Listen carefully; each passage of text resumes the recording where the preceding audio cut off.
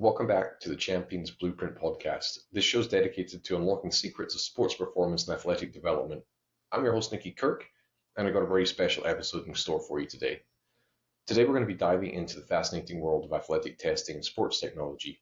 My guest today is a true visionary in this field and is the founder of one of Canada's top athletic testing companies. His passion for sport and technology has led him to build innovative solutions for youth athletes with a particular focus on hockey. So I hope you enjoy my episode today with Ryan Smyth. Welcome, Ryan, to this episode of Champions Blueprint. So, Ryan, I thought it'd be great to just kick off and chat a little bit about your journey into the world of sport and performance. Maybe going back to some of the personal motivations when you were a youngster growing up, the sports you played and what you enjoyed doing. When I grew up, I was a multi-sport athlete. I played hockey, obviously, baseball, basketball. I actually got pretty proficient at badminton too. I won all provincials in badminton. I played college hockey. I was represented Team Canada in baseball. I was a multiple sport athlete. I think that's really important. Um, One of my big loves, and I think it was kind of a question in terms of what I loved as a kid. Um, I loved I loved all stats. Is kind of what alluded to where I am now. But I was taught baseball by a California man who was drafted by the Detroit Tigers. So his favorite team, because he grew up in Azusa, California. So his favorite team was the California Angels at the time, now LA Angels. So that was my team growing up. I loved the LA Angels, and it was Wally Joyner was my favorite player, which is wild because there was a thing called Wally World, and there was a big poster on my wall and stuff like that. And then in hockey, my age will dictate who I loved. Even though I grew up around the Toronto area, it was Gretzky, and then Lemieux. It was those guys that really fit at home. I'm a big man by trade. I have Viking in my background, but ultimately it was the playmakers. It was the guys making the plays behind the net, making the no look passes across the ice that were sort of my favorite players and my favorite team. So big Edmonton Oilers fan growing up. That's changed since I was a kid because I started to work with more teams, but that's sort of my background in both sport and then what I loved as a kid.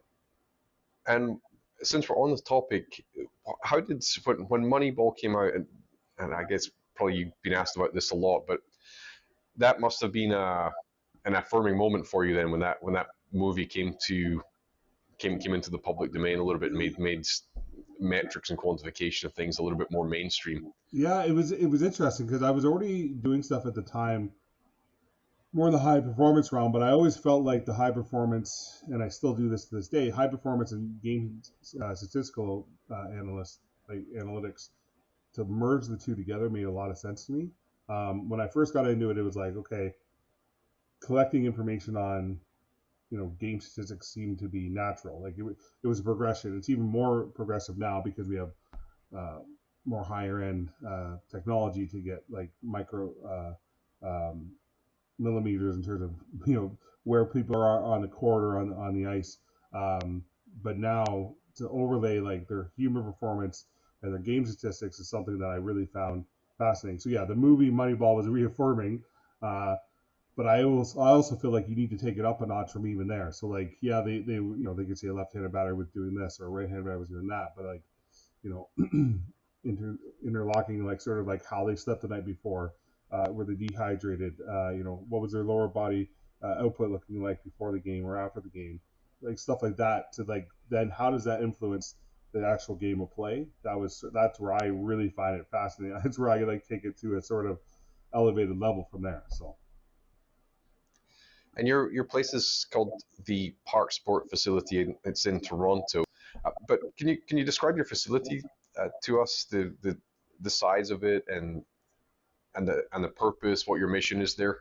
that'll be the joke. So let me tell you about the background of how I even started this, and then I think we'll understand the facility. We'll get kicked out of there, and then understanding what I do is sort of the key. So I guess over a decade ago now, um, I was working at a company called TSN, which is an affiliate of ESPN, and I was an engineer. Um, So I would handle all the data in the back end for sports, but it was more sports in terms of like broadcast quality, instead of like game statistic or human performance data.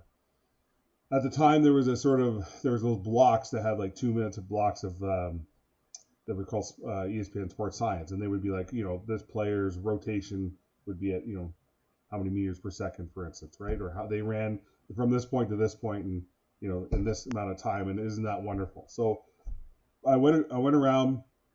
I got really fascinated. I watched every single one of those on repeat. Went around and I met with high performance directors who were working with high end clients at the time. And I was like, hey, what are you guys doing? I'm really curious. Like, I work in technology, I work with data. I want to know what you guys are doing. No one was doing it. So it was almost like a fictitious sort of like model on ESPN. Like they were saying that they could do it, but no one physically was doing it. It was like a sort of a misnomer. So I remortgaged my house and bought all this gear. And I just went out and started doing all the people who I just met who really wanted all that information to begin with. I went out and started assessing. Uh, Silly me, I thought, oh, I'm going to open up this facility. It's going to be all teched out. It's going to be great. Within 6 months, I had an NHL contract, and I was working in the NHL, and I didn't have time to build a facility because I was working in the NHL. So, long story short, even though I do still do stuff in the NHL, my business model now goes. I go where the people are. It makes it easier. So, um, if there's a gym, if there's a rink, like for instance, a couple of weeks ago, I was in Philadelphia. I tested 2,200 kids in 3 days, right? And I couldn't do that at a facility. I had to go to where they were. They were at an event. It was called the World Hockey Championships. They were all there. There was kids from 16 different countries there. So I had to bring myself and my crew to them to test that many people in that short period of time. So outside the facility, it was my dream to have a facility, and then it turned into let's give back to the greater good and go to where they are instead of bringing people to me. That's funny because it reminds me. I wish I knew who told me this, but I wonder, it might be Fergus Conley. But I asked him about how he got into consultancy, and he said, Nicky, nobody ever decides to become a consultant. It's just something that evolves as you get more and more requests. And it sounds like that was actually what happened to you. Was that because it wouldn't be practical to have 2,200 kids coming into any. I mean, I can't even imagine the scale of the facility you would need to facilitate that, let alone the staff you would have to employ. So it makes way more sense to pick your stuff up and go to them. Yeah, yeah. Yeah, and the model works in all different kinds of ways, right? Because it works where it's like I can go to a pro team and no one knows that I'm there. I can come in and do that, or I can go work with those youth kids, which is where I love working with youth kids. So it's better to working with youth athletes. Not that I'm not trying to get away from the NHL players, but there's sort of a misnomer between like what you can actually do with NHLers versus what you can do with kids. Yeah, and if you think about the developmental model, I mean, the NHLs are right at the top of the pyramid already, Yeah, and those are the marginal gainers. But the 10-year-olds and up, they're really a blank canvas in a sense. You look at them and you say, "Wow, you have the whole world at your feet, really." If we just need to support you, and I think that's a consensus as I do more and more of these chats with people who work in the field or in the rink, as it were. That's the general sense that people have is, yeah, we just love to go back into grassroots and pour into that. yeah. I think the other thing I'll say that I've noticed, and I mean it's because I look at a lot of data, um, and I know this will be further down. Your questions are going to come to this, but like you can see the deterioration of bodies when they get to the NHL, right? And you can understand when you start talking to them and looking at the historical data sets of these people, how they got there, and like how they actually performed to get there. That's one thing, but then how they can maintain to stay in the league is another. And all that stuff that we talk about and trying to keep them in the league, and that for those kids that are lucky enough to make the NHL or European hockey or what have you, great, they made it. But now, how do they stick there? And that's that youth model. It's all that stuff in youth dictates how long the career is, right? If they overburden themselves at a younger age, and yeah, great, they get all of a sudden to get to the top end pyramid, as you just said, but it's how do they stay there? Because a lot of bodies break down when they overuse their bodies at a young age. It's those players that were more well-rounded, took care of the bodies at a younger age that have a longer career when they get there. And you already alluded a little bit to being a multi-sport athlete, which seems to be in keeping with the trend of the time. I think there's an element of confirmation bias as well, though, where we look at people who are performing at the highest level and they say, well, I played all sports when I was growing up and I was accomplished at most of them. And you think, well, there's certainly some genetic gifts that allow you to be good across multiple sports. But I do hear time and time again that it's great to be in lacrosse, but it's also great to be in soccer, and it's great to be in hockey and do a little bit of a mixture. And as we hit the summertime here, it's my kiddos are finishing up their spring season, and I can even sense a little bit of staleness in my not that my kids are expressing that they don't want to play hockey; they'll play hockey all day long.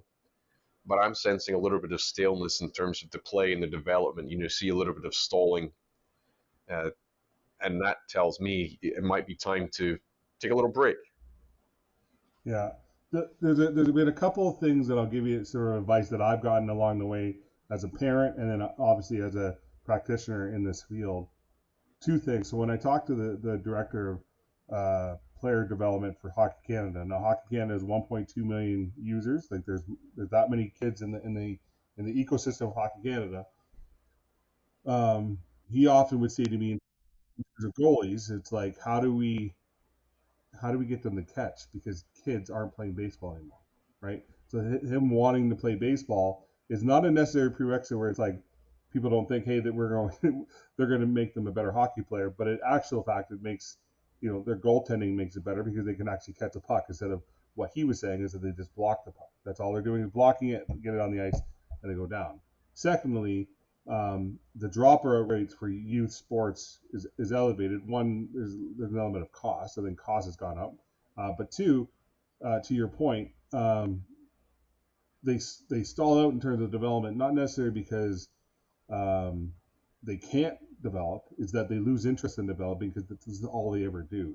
So the ability to pull away and then come back into it, almost to miss it to then come back in, is really, I think, is a key element that I think we need to provide our children a little bit better access to, that we let them get away from the game no matter what it is, and then get them back into it so they're excited to return, they're excited to get going, and that'll jumpstart their development again. I think that's really what we need to start looking at. Yeah, and then we have to weigh that against this perception that by not participating all year, that somehow we're going to miss this magical window that when it's closed, it's gone. And I know that's been debunked, but people get caught up in it. Listen, and I have a young child too. He's 8. He does play spring hockey, so I'm not trying to say like I'm holier now and I'm better than everyone else. Um, but I stopped him. Like he stopped playing hockey about a week ago, and he won't start it again until August. I think it's important that he takes some time off. I think it's important that even when he does play spring hockey, that even that tailors down to what winter hockey looks like. Winter hockey is more like a 4 or 5 or 6 day a week venture for up here in Canada. In the spring summer, it becomes 1 to 2 weeks or 1 to 2 times a week, and then it also I wanted to dissipate in the summer so that he's excited to return in August, September. So that's the way my vision is, and that's the way I look at data all the time, and that's what I look at in terms of data sets. That's better for the kids. I have a lot of information on that sort of stuff because I worry about as a parent first and foremost for my son and then the kids, but also about like who I'm working with. How do we make them better?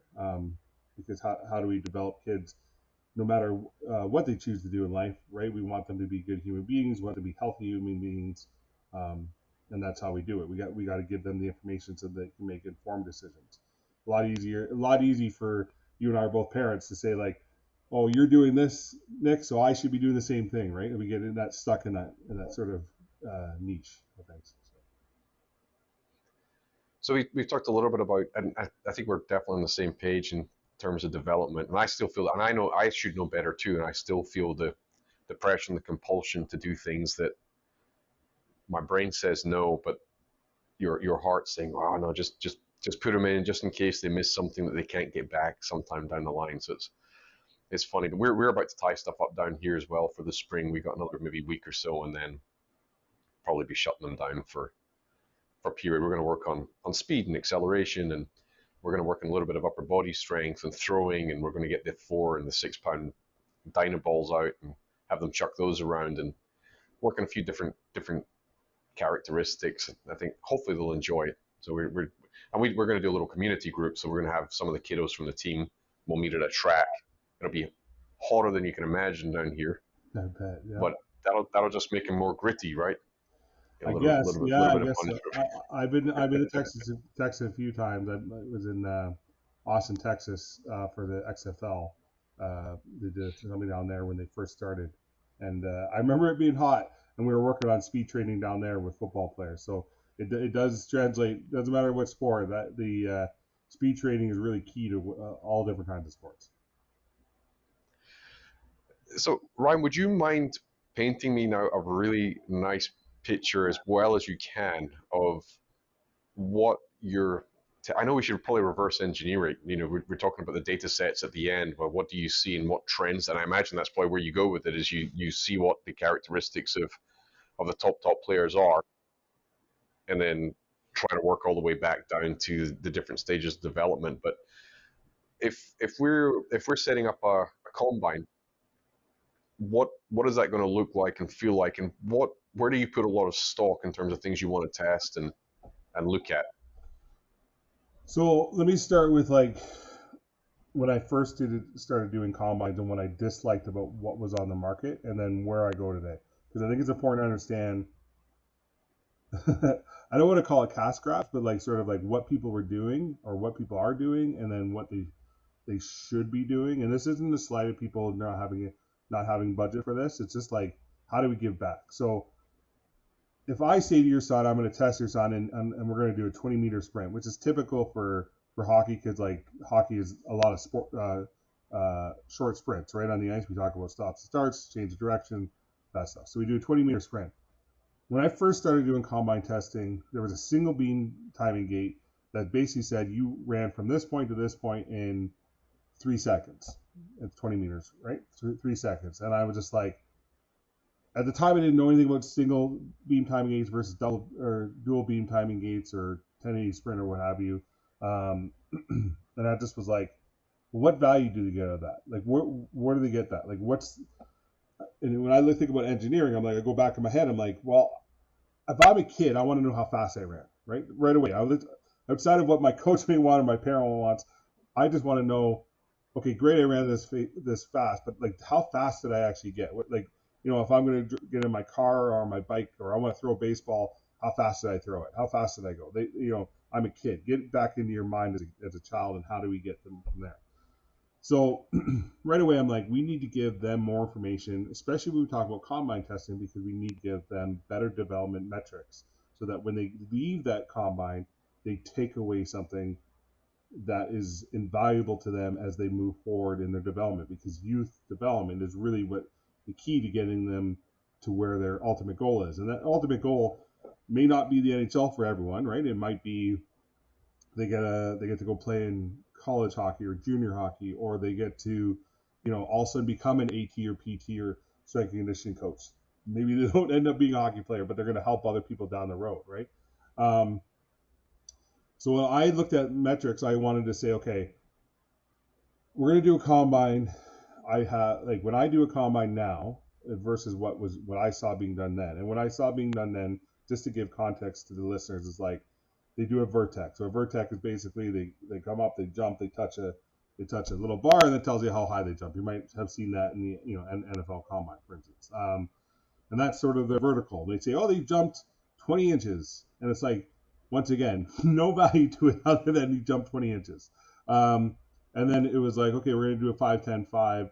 Great. You're not, all you're giving is your split times, and you're out of there. They did a seated med ball toss where they threw the ball, and it's just like, you threw the ball 15 feet. It's like, you do a broad jump. You jumped, 90 inches. You do a 20-meter sprint. You ran in 3 seconds. They leave an event, they get 7 metrics. None of them are valuable because none of them tell you exactly what's going on with the human body, and they don't tell you where they are in terms of like their peer group. And like there's no deficiencies, right? So it's either you rank first or 80th and see you later, right? So I didn't see any value in that. So when I came on the scene, and I remember being told, this is not scalable. What you're trying to do is not scalable. That's needless to say, I'm 10 years into it. I've tested over 200,000 people around the world. I don't know if there's anyone else that's done more than me testing. I've been to Japan, Australia, around the globe, and I'm testing people, right? So I have dual force plates. I give them metrics on that, which is like rate of force development, not only their jump height, jump momentum, uh, you know, how much power they generate, the relative power. So like looking at their left and right differential ratios. So right away we're giving them sort of insights to what their lower body is. So when they go away from that event, they're now getting like a sort of a force velocity profile on their jumping profile, their lower body extremities, left and right.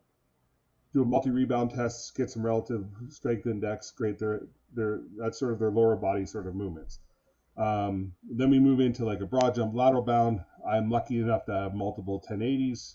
If people don't know what 1080s are, it's a linear machine that basically collects acceleration, force, power, and speed and time off of a cord on a robotic machine. And so basically, they do some lateral bounds, they do some broad jumps. All of a sudden, now we're getting some, uh, just like we talked about vertical displacement, we get some horizontal displacement. So we look at that. I can correlate that together. They do a sprint. They can do some people, if it's a smaller group, we can do multiple loaded sprints, which means it's like a 3, a 5, and a 7 kilo sprint, which get a force velocity curve. Um, we do some chin ups with GymAware. GymAware is a tool out of Australia, which looks at it's a displacement tool again. As they move up the bar, it tells me eccentric and concentric movements of their body. So we're not only getting their reps, but we're getting their displacency and how much they're pulling up and down. I have a ballistic ball now. So ballistic ball is a IMU inside of a med ball that can do rotational throws. So we get their core movements that looks at force, power, and speed movements in terms of the core values. Their 5-10-5 we can do off the 1080, which gives us E cell and D cell movement patterns. We can do 505s, what have you. And then all this stuff can be done if we do any endurance tests, collecting heart rate information, the recovery zones, how external like that value was on them, external versus internal volumes. All of a sudden they come out of it and they have a huge report card where I give them a glossary of saying, hey, these are the key metrics. This is where you fall. This is where your Z score is. This is where your percentile is. These are things you could work on. These are things where you excel in. Now give this to your strength and conditioning coach. Give this to your coach on the ice. They can work with these things, right? So they can say, like, you do your 20-meter sprint on the ice or 40-meter sprint on the ice. I can say, hey, at the 17-meter mark, you're slowing down. Your top acceleration is, that's where you hit when you get to, 17 to 19 meters. That's where your top acceleration is. All of a sudden, you start losing momentum, right? Maybe your top 3 strides are loose, so you're not getting a lot of acceleration off the start.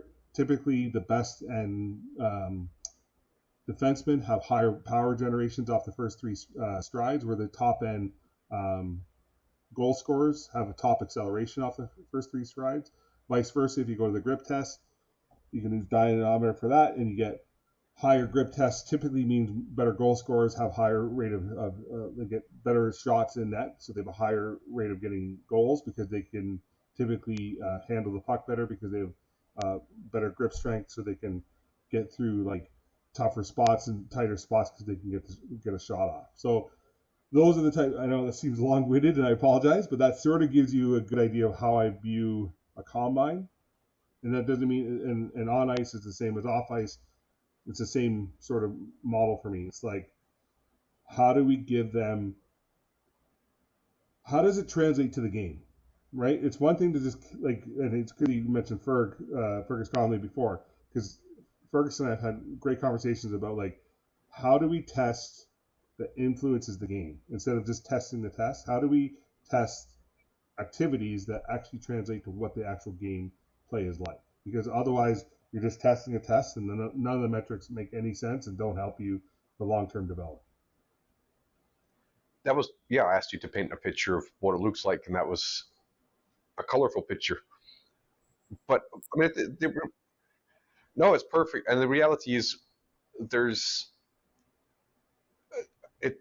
That's all done in a short period of time. So it's a lot of data collected. Obviously, if you've got 2,200 people coming through, you're collecting that in, I would assume, 10 to 15 minutes of testing time, where you get in, get out, it's efficient, and you already know what it is that's of importance to you. So you probably, in the back end, you're getting a lot of data out that you already know what it means, and that's what you're going to present back with some obvious action steps.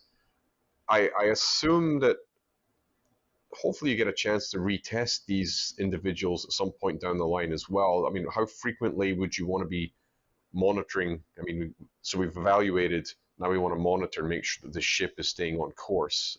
How often do you get the chance to, versus how often ideally would you like to? Yeah, so like an event like the World Hockey Championships, that's kind of a one-off. Now the good thing is, I do a lot of testing, so I often see these people either previously before the event or after the event. So I will test some people 4 or 5 times in that, let's say from age 10 to 17. Is that ideal? No. Ideally, I would probably love to do it twice a year with these people. I do get, and that's boys and girls, by the way. The 2300 was all boys, but I do see both male and female. I work with the women's national team here in Canada as well. Um, but basically, I would love to see them at least twice a year. The ones that I like typically work with, like if I work with an NHL team, which I do work with a few NHL teams. Luckily enough, we've won a couple of cups in the last couple of years. Uh, I will see them. I'll monitor them daily. Um, but if I, in terms of budget purposes, we every 6 weeks is probably ideal. In the grand scheme of things, if I can see them twice a Since this is maybe slightly down the line, and I assume that a lot of the athletes you see are going to be remote, are there any particular tools or devices that you like on an ongoing basis? Anything for, I know we can't do GPS on the ice, but we can do accelerometers. Are there any metrics you really like and would look at on a consistent basis if you had the option?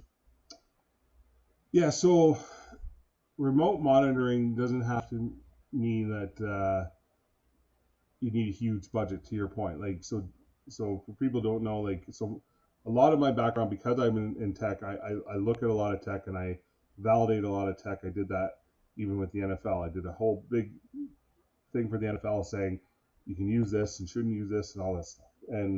Um, and that's the same thing with youth sports. So not everyone has access to RFID chips on the ice that determine, distance traveled, acceleration, velocity, all that stuff. Um, and I also work with a lot of people who don't have a lot of budget, right? So, how do we give back to the kids that they're the ones, and more importantly, need the extra information? How do we give back? So, tools like off the ice. I have an acquaintance over in Spain. He's developed a lot of apps in Apple with the Apple Play Kit, and it's like My Jump Two. Oh, Balsa. Yeah, yeah, he's a really Yeah. good guy. So he's done some stuff off the ice where you can do that stuff. Uh, when I was in Anaheim, so I worked as a sports scientist in Anaheim for 3 years. I built an indoor tracking system. So I built like one that was all offline RFID tracking all the way around the ice. But we also have a practice rink.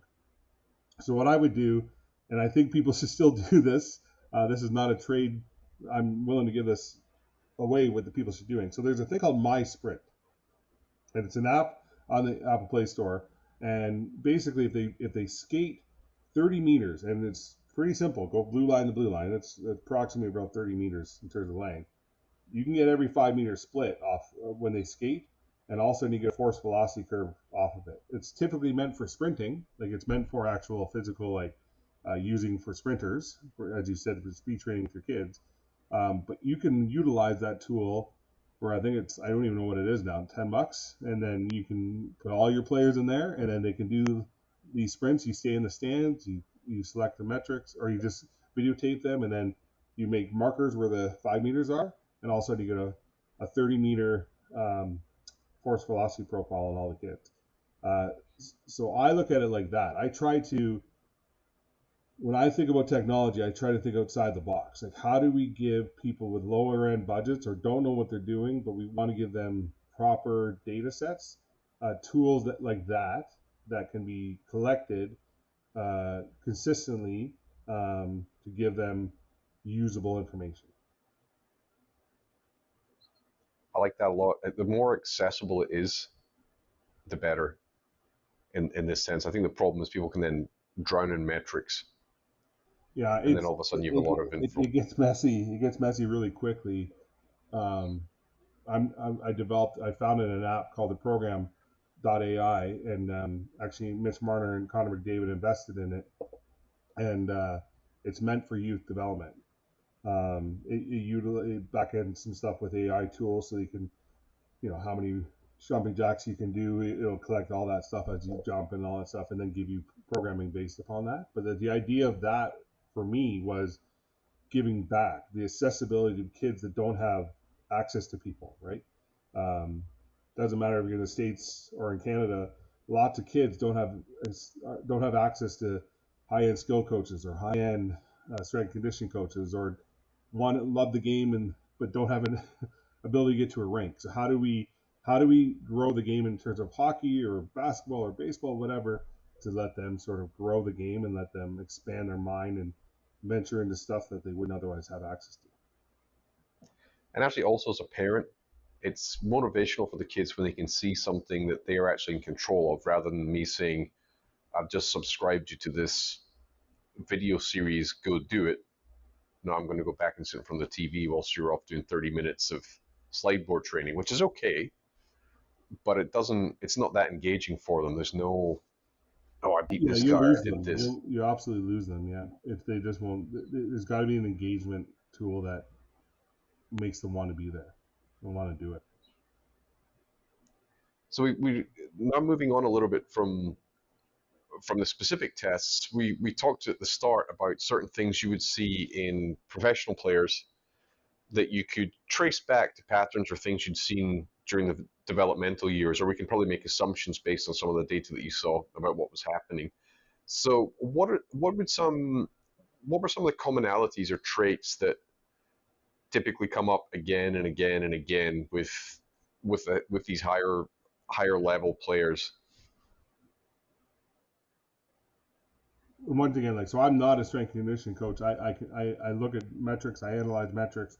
I give those metrics in a very digestible way to um, people like yourself, ATs, PTs, strength and conditioning coaches, to give them digestible information that they can use to help program and develop kids or athletes, professional athletes in that case. So in the professional realm of like hockey, there's a lot, and this isn't unique. There's a lot of issues with hips, a lot of issues with lower body extremity, like the knees, where that's why the dual force plates is really key, because you can sort of look at lower deficiency problems, right? And doesn't mean someone could jump really high, and everyone's like, oh great, look how high they jump, but what they don't see is like, they did all that off one leg, or like 60% of it came from the right, and the left side was so deficient that they weren't jumping properly, right? That stuff comes from overuse. Overuse is because we're pushing kids to become overused. I remember Ryan Getzlaff said to me once, worked with him in Anaheim, and Getzy was anyone who knows professional hockey, unbelievable superstar. They won numerous titles, both for his country and in the NHL. And he would say to me, come March or May, I would throw my gear in the garage and I'm going to play football. I'm going to play baseball. I'm out doing other stuff. Gessie was a guy that was just naturally an athlete. Like, didn't necessarily, he did work for it, but he didn't have to work for it. He was just one of those like guys that could naturally work for it. There was other guys, that had to work for it, and sometimes when those guys, you could see that their bodies were breaking down because they were always had to work for it. I don't know if that makes any sense to you, but like they always had to work for it. So those are the guys that like love the game, but their body took a toll on themselves because of it. So like their hip displacement, they would come in the gym and you would see that they'd have lower body warm pack on their lower back because they were just like so like their quads were so tight, right? So the hamstrings were so tight. It's just so you can sort of see overuse, and those are the types of things. When I do jumps with kids, doesn't matter the age group. Those are typically things I look at. I look at that sort of like stiffness area. Like how stiff are they? Are they not like are that flexible? Are they not coming down? Like I don't know how many people would see in a gym before an NHL hockey game or an AHL hockey game how much those guys stretch, and they're going over hurdles. They're opening up their hips. They're trying to get their body moving, right? Especially their lower body because they play so much. The lower body is really key. So in hockey, um, those are typically the things that I see a lot in terms of injury and injury prevention is hips, lower bodies, knees, ankles. Those are sort of the things that I look for, and that's why like a force plate, for instance, is really for me really key to looking at that. And the same with the 1080. The 1080 gives me a lot of information because I can look at left right differential as they sort of skate out or run out, to look at sort of displacencies in that and how that looks. So same thing with youth sports, right? As they go out and they start developing, a lot of times they either overlook something or overuse something that they shouldn't be. They're more deficient. Maybe they're really good on the right side, so they keep going to the right side, and they're deficient on the left side. So doesn't matter if skill development or human performance development. The data is the data, and how do we help them correct things? Not everyone's going to be asymmetry, and they shouldn't be, right? There's very few people in the world who are very like 50-50, but it becomes an issue when you're overusing too much when you're like 70-30. That becomes where you get the chronic injuries because you're more dependent on too much of the other side than you should be. There's an expression in soccer for the type of two different types of players. So we would call a character like that a good, honest pro. The ones that just had to work at it and work at it and work at it. That's not to say the more naturally gifted ones are dishonest, but the grafters, we would call them that. We term them, oh yeah, he's an honest professional, and everybody would know exactly what you meant. They're, And you like those athletes. Don't get me wrong, you like those athletes, but those are the ones that typically they break down more because they have to keep up with the racehorses, right? They have to keep going. So and they make it somehow. They make it through, but they're the ones that are putting all the protective stuff on and the pads and stuff. They're getting there an hour early to sit in the hot tub. yeah, they're the traders room a lot. Yeah, for sure. Yeah. Yeah. So it sounds like really there isn't a huge difference between the type of testing which you're doing for a professional athlete at a high level and what we're doing for kids. But there may be are there any nuances in in the emphasis of the test you would be more interested in a developing athlete versus somebody at the top? Yeah, like when I work with like just give you an example. So when I work with like NHL players in the off season versus I work with a 10-year-old or a 15-year-old in the off season. So typically NHL players in the off season will be like, and I know there's in season and off season. So I'll talk about off season to start. Um, One, they need to rest, and then we get into like almost repairing their body, right? Because that's a long season. They need to repair their body. The same can be said for youth sports, right? Because outside of them playing hockey, maybe they're playing indoor soccer that throughout the winter, or they're playing basketball, or they're doing something else during the off season and or during the season, and we need to let them recover. Um, so then when it comes to like what we look at, so I train a lot of people on, we talk about speed training. So I look at over speed training on the ice. So a lot of my like superstar NHL players, I'll what I do is typically use my 1080 and I'll do the same with kids. I have them sprint out a lot. So I'll have them on the ice to go out, sprint, sprint, sprint, sprint, sprint. Then I get a good velocity profile of how fast they can actually sprint. Now I know how fast they can sprint. So I'm going to start gradually moving them in at a higher rate of speed towards me. Younger kids, there's an issue with that, but as they get a little bit stronger, they can hold their body sort of upright. You can do this better. But with NHL players, I sort of move them in at 0.5 meters per second faster, 1 meter per second faster, so they start skating at a faster rate of speed. And those are the metrics sort of I look at. So like, how fast do they go out? How fast can I teach them to move in? And then we talk about merging the two together. So how do we merge high performance with skills acquisition? So how do we get skill acquisition with youth sports or professional athletes? Then you start moving into like, and I've done this numerous times where I push pucks at them into their skates off the boards as I'm bringing them in at a higher rate of speed. The players go bananas for it because they've never felt it. Their body doesn't feel that, have never felt that, and then they're also making plays at a higher rate of speed than they've ever made before. So the same thing with kids. I would recommend, like, not everyone has those tools, so go out at a higher rate of speed. Like, try to like push as fast as you can, and then as you return the other way, skate back and try and make plays. Have someone on the far blue line and have them sort of start making plays that you're not used to doing, right? So we just talked about the my sprint app. Understand how, have your parent in the stands understand how fast you are, right? So okay, you skated at 8.5 meters per second. Try to skate that fast coming back, and now have people try to make plays with you along the far boards at that rate of speed. Because when you get into a game, um, and you can do that play at that rate of speed, at your highest rate of speed, your skills acquisition will translate better because then the game will seem slower when you get on the ice.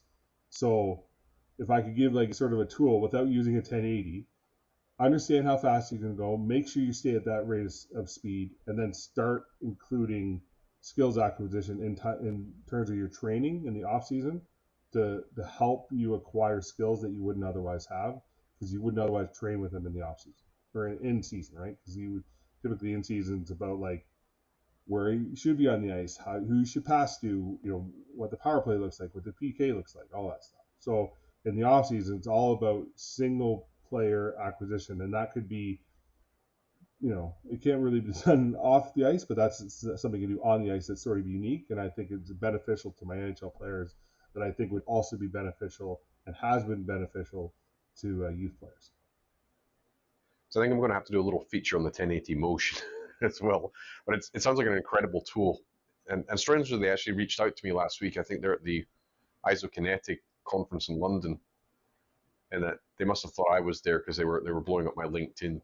I was like, I'm sorry to disappoint you folks. I'm not in attendance Well, this weekend. you're lucky because the president of North America for 1080 is in Austin, so he's not that far from you.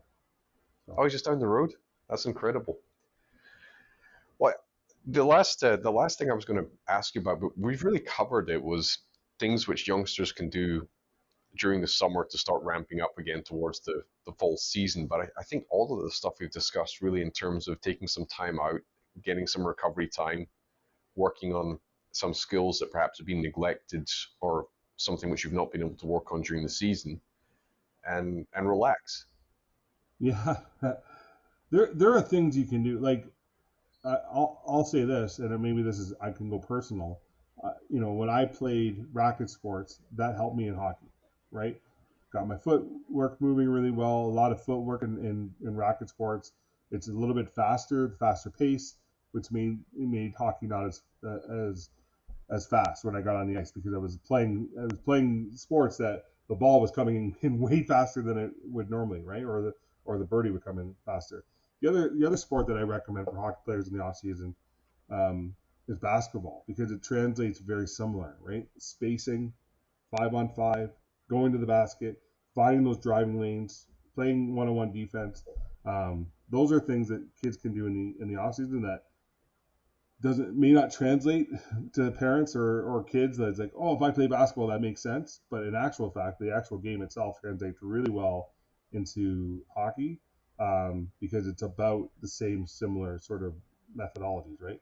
Going through athleticism, how do we find lanes? How do we make cuts? How do we, come around and make smart passes?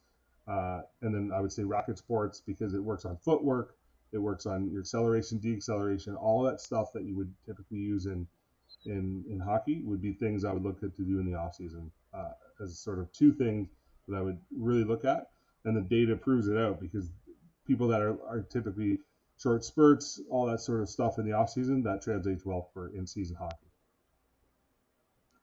And very lastly, these combines, which I don't know if combine is really the right term, because it sounds like they're really more than just testing. It sounds like there's a lot of interpretation and feedback and almost consultancy involved with it. But where where do you typically pop up? So if an organization wanted to run a very standardized group of testing, is that something that can be organized with yourself? Do you tend to go to a location and set something up? Are you likely to be in the Texas area Yeah, in the it coming depends on months? honestly like what people want. Yeah, it depends. It depends on what people want. To fly me and my team out sometimes isn't in a lot of people's budgets, right? So sometimes it comes into like, hey, we want to do this. We have this as a budget, and then I work within it. Um, uh, so that's typically how I do it. Like there are big events where I can go and budget is I don't charge people a ton of cash, but it's still as I think you and I said earlier, it's like you still need to make some type of living, right? To be able to do what we do, you still got to be able to make something. So yeah, so I typically pop up a lot of places that people don't typically know. I have a good shipping company that gets my gear around the world when I need it, um, and then we just go from there. Obviously, team by team testing it becomes more difficult because that's a bigger budget for a single team. So normally it's like bigger events or organizations that would typically bring us in, but that doesn't mean that we won't. Because like I said, I do work with NHL teams, and they have budget to bring us in, and then I'll come in do that. And if I'm in the area, it's easy for me to pop over. So um, those are types of things I sort of try to piggyback on. If I'm already there, my equipment's already there. It saves on cost of a youth organization paying for it. Going back to what I originally said, why I got into what I do and why I do youth sports, I want to give back to kids. I was a kid once. I have children. I think it's important that we give back. It's important to give them substantive data, uh, qualified data that they can actually use to be better. So when I can help, I I in my soul, as part of me as a human being, that's what I want to do. So that's sort of where we're at. Ryan, thank you for sharing your expertise with us today and taking that little dive. I love the personal parts, and I always think that somebody actually has a kid that's involved in sport. It changes your perspective somewhat from when, at least for me, when I first started out, it was all business, all XYZ. The soft skills weren't in it. And after I had kids involved in sport and got more immersed in the community, it definitely softened the way I looked at things substantially. Yeah, having a kid in sports, you understand the struggle of what sport does, and also understand the power of sport. I I will tell you like this short story, then I'll let you go. I coach my son's baseball team. And I got one of the parents said to me, and this tells you the power of it. The kid said, you know, I love baseball because of my coach. My coach has made me love the game, right? And I wouldn't play this game, but he's made me love it so much that that's all I think about now. And it's like, it tells you the power of what coaches have. It's also scary, right? Because there are bad coaches out there. So how do we, it's a push and pull, right? But when you can see the positive role model you can have on kids, doesn't matter if it's testing, coaching, just being a mentor. That's the power of what we have and what we can produce for the next generation, right? We're on the earth once. How do we leave a mark? How do we leave a presence on the next generation, make them better than who we are today? This concludes another great episode of the Champions Blueprint podcast.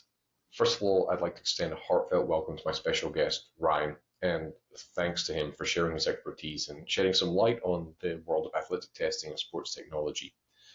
If you found this episode valuable and you enjoyed the conversation, I would really appreciate your support. If you could, please take a moment to like, review, or share this episode with your friends, colleagues, or other sports enthusiasts. This helps us reach more listeners and we can continue to bring you engaging and exciting content.